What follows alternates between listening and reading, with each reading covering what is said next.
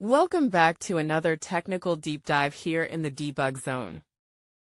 Today, we're tackling a big question and breaking it down with insights from other users. Hopefully this clears up some misconceptions and helps you get the answer you need. So, buckle up, stay a little curious, and let's jump right in.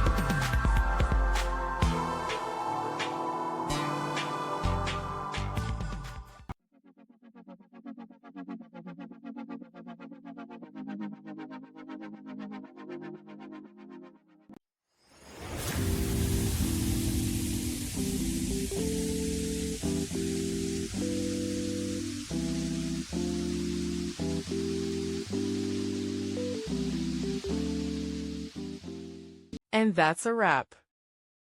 I hope you found the answer you were looking for. If you did, take a second to hit that subscribe button. It really helps out. And let me know in the comments which solution worked best for you.